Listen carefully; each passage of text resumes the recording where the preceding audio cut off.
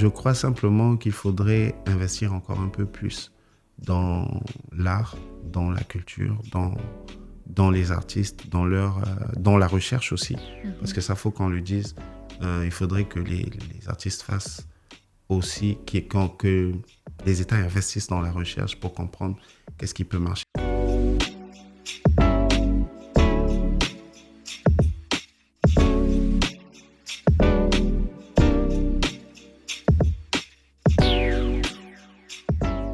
Alors, bonjour. Bonjour, comment tu vas? Ça va bien.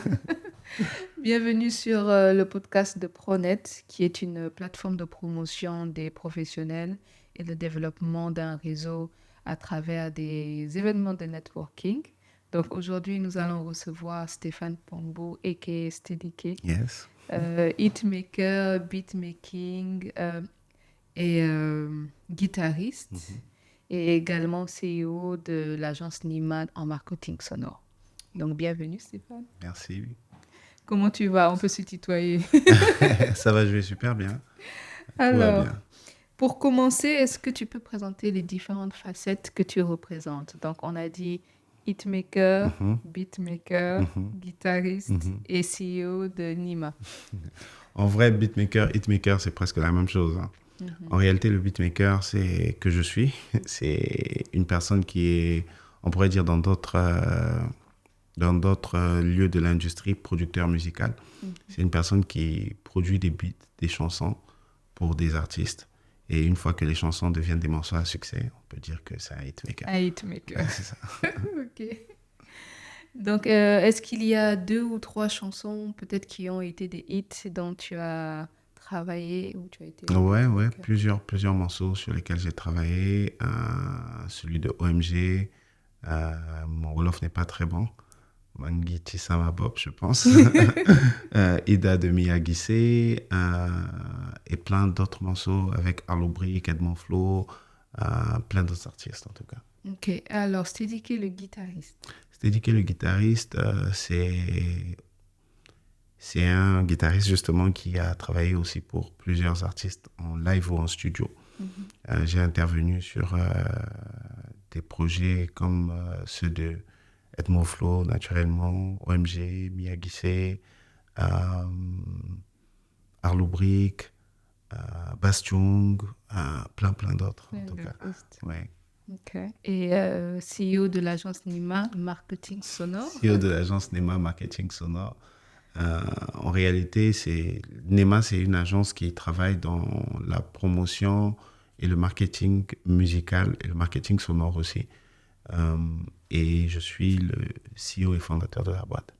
Ok. Donc, le fil conducteur de toutes ces facettes a l'air d'être la musique et le son. Donc, du coup, comment est-ce que tu arrives à combiner tout ça? Comment est-ce que j'arrive à combiner? En réalité, c'est pas comme si j'ai vraiment décidé de combiner ça, mais je crois que ça s'est fait un peu tout seul. C'est-à-dire, j'ai commencé naturellement par faire du son. Et parallèlement, je faisais une formation en marketing et communication. Donc, au fur et à mesure que ça avançait, en tant que musicien, en tant qu'ingénieur de son, en tant qu'étudiant en marketing, je me suis rendu compte que finalement, sur le milieu, il y avait des besoins dans le milieu du marketing. Au niveau de la publicité, on avait besoin forcément de musique, on avait besoin de bruitage, on avait besoin d'identité sonore et tout ça. Et je me suis rendu compte que j'avais cette facilité de comprendre le marketing, de comprendre la musique, de comprendre le son et de relier les deux domaines. Ça s'est fait presque naturellement en fait. Ok, donc si je comprends bien, le marketing sonore, c'est vraiment la liaison entre la partie marketing, Oui, donc la mise en avant d'un produit ou d'une marque, exactement. en utilisant le son, la musique, les bruitages dont tu es en train de Ouais, parler. exactement. C'est tout simplement ça. Ok, donc Après, c'est comprendre aussi quel est le son qu'il faut utiliser pour telle marque, pour telle valeur, pour tel slogan. Voilà, un peu ça. ok. Donc aujourd'hui, si j'ai une marque ou j'ai un produit, quelle est la valeur ajoutée du marketing sonore dans ma stratégie? Alors, la véritable valeur ajoutée du marketing sonore dans une stratégie de marque ou de brand, c'est c'est de créer un sentiment ou un lien émotionnel entre la marque et le produit. Alors, l'exemple que j'aime souvent prendre, c'est si aujourd'hui on te demande de réciter intégralement une chanson de l'école primaire, non, de réciter exactement une leçon de l'école primaire, je pense que tu auras du mal. Tu vas te rappeler de 2 ou 3 mots, mais tu auras du mal. Mais si je te dis aujourd'hui, chante-moi une chanson de l'école primaire, je pense que tu vas le faire sans problème. Moi, j'ai déjà une chanson qui me vient en tête. Maman, voici maman. Ouais, donc, c'est très facile de retenir pour le cerveau une chanson et de transférer ce sentiment émotionnel qu'on a sur la chanson, sur le produit, sur la marque. Et on se rend compte aussi que la musique ou le son peut créer beaucoup plus facilement et rapidement des émotions dans le cœur de la personne qui l'écoute. C'est très facile aujourd'hui, tu écoutes une chanson, tu te rappelles d'un souvenir en famille, tu te rappelles d'un copain, d'une copine, ainsi de suite. Et tout ça, c'est des éléments que le son a la capacité de créer. Et avec le temps, les scientifiques, psychologues et tout ça, ils se sont rendus compte qu'il y a forcément un lien que l'on peut créer entre la musique et le marketing, ou bien le son et le marketing. C'est pour ça qu'on a lié les deux. Okay. Un peu. Du coup, ça me fait penser à une question. On voit souvent dans l'environnement marketing de publicité au Sénégal, des marques qui utilisent des chansons déjà d'artistes connus et qui retransforment, on va dire, les paroles, mais qui gardent la sonorité de cette musique-là pour mettre en avant un produit. Est-ce que c'est une bonne stratégie à faire? Parce que des fois, ça peut ne pas matcher avec le produit que l'on présente. Bon, ça dépend vraiment. Hein. Je pense que ça dépend déjà des objectifs de la marque, des valeurs qu'ils veulent transmettre. Est-ce que réellement la chanson de l'artiste qui a été choisie correspond exactement à la marque ou bien aux valeurs de la marque? Aussi, la deuxième des choses, c'est que est-ce que l'amour que les gens ont pour le morceau correspond aussi aux valeurs de la marque? Voilà. Est-ce que l'artiste aussi vend les valeurs de la marque? Donc tout ça, c'est des choses que l'on doit peut-être considérer avant de créer ce lien entre la chanson d'un artiste et une marque. Ok. Et donc du coup, en tant que beatmaker, comment est-ce que tu traduis les valeurs en son? Comment est-ce que je traduis les valeurs en son? C'est pas très simple à expliquer. Déjà, la première des choses, ça se ressent. La deuxième des choses, chaque son transmet une certaine émotion. Aujourd'hui, si une marque vient me parler d'un positionnement de luxe, je sais pas, un positionnement high, automatiquement, moi, ce qui me vient en tête, c'est pas une musique qui va faire un truc bruyant, tu vois. Donc, du coup, en fonction du positionnement de la marque, je pense que tu as déjà une certaine orientation sur le genre d'instrument à utiliser.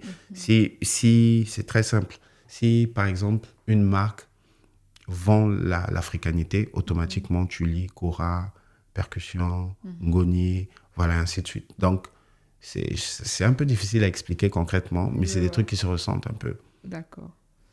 Alors, tu es à la tête également d'un événement qui s'appelle BPM et qui sera bientôt organisé. C'est quoi BPM? Au-delà de l'événement, une communauté qui regroupe des beatmakers. Alors, BPM, c'est un acronyme qui veut dire beatmaker, producteur et musicien. Okay. Beatmaker, producer and musician. J'essaie un peu de faire dans l'anglais. D'accord. En réalité, c'est parti du fait que je me suis rendu compte qu'autour du beatmaking, il n'y avait pas tout l'écosystème qui gravitait. Il y avait un manque de mise en relation, de networking entre déjà les beatmakers, mais aussi entre l'écosystème qui gravite autour du beatmaking, c'est-à-dire les artistes, les producteurs exécutifs, les managers, et aussi les entreprises qui ont naturellement besoin du son. Donc je me suis dit, ça serait bien de monter cette communauté-là qui va mettre en relation toutes les personnes ensemble qui travaillent pour l'évolution du beatmaking. Du beatmaking. Oui. Ok. Donc, à quoi s'attendre durant cet événement? Alors, on aura des boss de l'industrie, des personnes qui maîtrisent un peu certains sujets sensibles qui sont très importants pour les beatmakers et pour tout l'écosystème qui gravite autour, qui vont discuter. On aura aussi des beatmakers qui vont tenir des workshops, des ateliers pour des beatmakers, hitmakers, je dirais, qui ont fait des titres à succès et qui expliqueront un peu à tous les jeunes beatmakers comment on fait, comment j'ai fait pour réaliser ça. Ça s'appelle des sessions de beat breakdown. Donc, ils arrivent, ils décomposent le beat au fur et à mesure. Ils disent, bon, j'ai commencé ici, après j'ai fait ceci, après j'ai fait cela. Et ça sera un partage d'expérience. Chaque beatmaker pourra poser des questions et vraiment, chacun pourra en tirer son épingle du jeu. Ok. Voilà un peu. Et à la fin, terminer naturellement par des showcases. Ok. Donc, est-ce qu'il y a déjà une date pressentie? Pas encore clair, mais on donnera de plus en détails. D'accord, ça marche. Alors, beatmaking, musique, c'est un bon outil de valorisation des cultures. Donc, comment est-ce qu'on peut créer cet ingrédient pour pouvoir présenter au mieux nos cultures africaines? Pour pouvoir présenter au mieux nos cultures africaines, on ne va pas réinventer la roue. Je pense qu'il y a déjà des dévanciers, je pense, qui ont fait ça. Mais effectivement, je partage ton avis dans l'histoire du marketing d'influence. Je pense qu'il y a beaucoup de pays et des États qui ont utilisé l'art pour pouvoir vendre la culture de leur pays et vendre un peu comment on appelle ça, le rayonnement, le rayonnement de leur pays. Et je crois simplement qu'il faudrait investir encore un peu plus dans l'art, dans la culture, dans les artistes, dans la recherche aussi. Parce que ça, faut qu'on le dise, il faudrait que les artistes fassent aussi, que les États investissent dans la recherche pour comprendre qu'est-ce qui peut marcher. J'ai écouté une petite histoire sur l'afrobeat, je ne sais pas si c'est vrai, mais on disait que les beatmakers qui ont créé l'afrobeat ont procédé par plusieurs séries de tests. C'est-à-dire qu'ils se regroupaient en studio, ils créaient des beats, et ils réfléchissaient sur le bon tempo, sur les bons accords, sur des trucs comme ça. Et une fois qu'ils ont fini le processus de création, ils vont dans un club, ils passent à un DJ, ils vont dans plusieurs clubs, ils passent à des DJ, ils écoutent comment ça sonne, ils voient comment ça réagit, ils font passer ça au milieu d'une playlist américaine, c'est-à-dire après des Américains, après ça rentre. Si le public est chaud, après ça devient down, ils se disent, bon, je pense qu'on a un problème. Il y a quelque chose qu'il faut améliorer, ils repartent en process de créa. Et tout ça, c'est un peu la recherche qui est autour. Et ça fait que ça donnait ce que ça donnait aujourd'hui. Je pense que l'afrobeat fait partie des styles de musique ou des genres musicaux qui représentent le mieux non seulement le Nigeria, mais l'Afrique en général. En général, ok. Donc, du coup, on dit qu'il y a très peu d'investissement ou de promotion de projets culturels. Est-ce que tu affirmes? C'est une question difficile. Hein. Très peu d'investissement dans la promotion, c'est ça? Dans la promotion, oui et non. Oui et non, je dirais, parce qu'il y a de ceux qui font vraiment un grand travail sur le terrain. Il y a de plus en plus plusieurs labels indépendants se créent et essayent vraiment de promouvoir et de pousser. Non aussi parce qu'il y a des artistes aussi qui ne font pas d'efforts. Beaucoup d'artistes se disent je lance mon produit et puis je vais dormir à la maison et puis ça va se faire tout seul. Et généralement, ça ne marche pas, à moins d'un coup de pouce de Dieu. Mais voilà, en général, c'est très difficile que ça marche. Mais je pense aussi que la chose la plus importante serait de savoir que chaque personne a ses objectifs. C'est aussi un peu relatif. Chaque personne a ses objectifs. C'est-à-dire, pour moi, je peux me dire, par exemple, si tu es artiste et que tu sors un projet, moi, je peux me dire que tu n'as pas réussi. Parce que pour moi, j'aurais voulu te voir dans toutes les 10 télévisions du pays, ce qui n'a pas été fait. Mais pour toi, tu peux te dire que tu as réussi parce que toi, ton objectif était simplement de faire toutes les petites soirées culturelles des écoles. Donc, en vrai, la promotion, pour moi, c'est quelque chose de relatif. Ça dépend vraiment de chaque personne et de ses objectifs. Exactement. Ok. Alors, si on revient un peu sur le côté carriériste, beaucoup plus corporate, est-ce que la carrière dans laquelle tu t'es lancé est rentable? Est-ce que la carrière est rentable? Money, money. Je dirais oui et je dirais non. OK. Oui, quand tu mets en place tous les systèmes autour, Mhm. et non, justement, quand tu mets pas en place tous les systèmes qui sont autour. OK. J'ai souvent l'habitude de dire que l'un des plus grands problèmes qu'on a en Afrique, bon, je sais pas si en Europe aussi, mais en Afrique, pour ce que je connais, Mhm. c'est que on n'apprend pas nos métiers, on n'apprend pas notre métier du beatmaking ou de l'art. C'est-à-dire aujourd'hui, si je veux devenir juriste, je vais dans une école, je fais 5 ans, je sors avec un diplôme, j'ai appris tout ce qui tourne autour. Mais généralement, la musique, tu as un petit talent, tu chantes bien, tu fais des beats, et boum, tu es rentré dedans. Alors qu'il y a tout un mécanisme derrière qu'il faudra apprendre, Mhm. c'est-à-dire le mécanisme des droits d'auteur, le mécanisme autour de la promo, le Mhm. mécanisme autour de ton branding, le mécanisme autour du networking, les outils qu'il faut que tu utilises, les samples, les techniques de construction, de structuration, tout ça, ça compte. Mhm. Et c'est tous ces ingrédients-là que tu mets ensemble qui permettent à ce que ton métier devienne rentable. J'ai souvent l'habitude de dire, apprendre la musique, c'est bien, mais apprendre comment cette musique peut te créer de l'argent, c'est encore mieux. Ouais, tout à fait. Et comment on fait pour l'apprendre du coup à l'école, à travers un réseau de networking, d'échange d'expériences, de mentorat? C'est quoi la formule Alors, la, secrète? la formule secrète, je ne sais pas si elle est Si elle vraiment existe. secrète, mais bon, en réalité, on n'a pas encore concrètement un véritable circuit d'école qui forme en matière de musique business Mhm. en Afrique.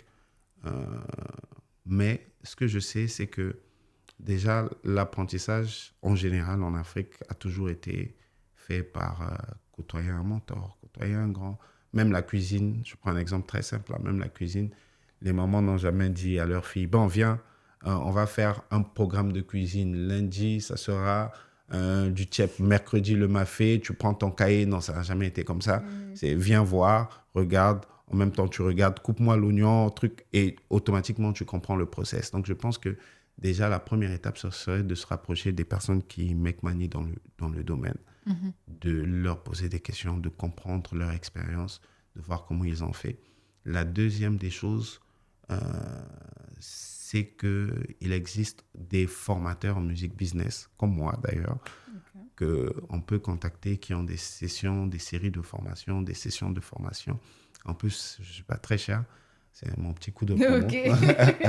Voilà, qui pourrait vous expliquer. Bon, il n'y a pas que moi, il y en a plusieurs. Aujourd'hui, tu tapes sur Google, tu vas en trouver plusieurs, les arnaqueurs, les vrais, les faux. Ok. Et Faut savoir il faut trier du savoir, coup. faut savoir juste trier. Et pour être plus sûr, il faut me contacter. Donc, en gros, tu rencontres des personnes aussi qui font dans la formation en matière de musique business et qui vont t'apprendre comment ça se passe. Donc, moi, je pense que se rapprocher des mentors, trouver des mentors, se rapprocher des gens qui font du bif, comme on dit, Mhm. dans ce domaine et aussi prendre quelques formations, payer quelques formations, ça serait important aussi. Ouais, donc investir dans sa formation, développer son réseau, Mhm. networking et ne Exactement. pas hésiter d'apprendre de mentors. D'accord. Donc c'est clairement ce que Pronet également essaye de mettre en place et de créer cette communauté de professionnels qui se réunissent, qui se rencontrent dans un setup euh, ouvert, on va dire ça comme ça, pour pouvoir échanger. Alors merci beaucoup.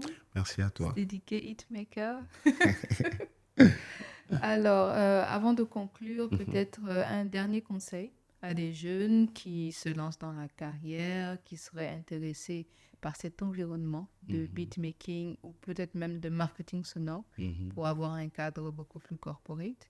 Quels sont peut-être les conseils que tu pourrais leur donner? Alors, les conseils que je pourrais donner à toutes ces personnes qui voudraient se lancer, c'est de monter des systèmes qui peuvent vous permettre de rentabiliser. Euh, les différents systèmes, pour moi, un système, c'est un schéma que tu mets en place et une fois que ça marche, tu le répètes, ça devient un système. Le premier système pour moi, c'est un système de vente. Comment tu fais pour vendre? Quels sont les prix que tu mets? Voilà, ça c'est le premier système, c'est infaillible.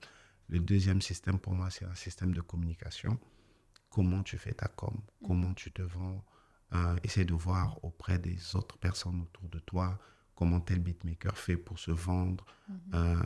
Voilà, tu dois mettre vraiment en place un bon système de communication. Même si tu l'as pas, tu peux calquer chez quelqu'un d'autre. Pour qui ça marche, de voir, c'est pas nécessaire de réinventer la roue. Et le troisième système, pour moi, je dirais qui est le plus important, c'est le système de networking. Aujourd'hui, tu n'as pas de réseau, tu vends rien. Surtout dans notre domaine, c'est vraiment un domaine de recommandation. J'ai fait un beat chez toi, tu t'es bien comporté, tu étais un gars cool, voilà. On se dit, ah tiens, je pense qu'on peut te recommander à X et à Y. Et je crois que tous ces trois systèmes ensemble peuvent permettre à ce que ton domaine devienne aussi rentable que tous les autres. Ok. Ben, merci beaucoup. Donc, du coup, c'était Diki comme invité et votre hôte, Nati Stèle Kokolo pour Pronet. Merci. À très bientôt pour le prochain numéro.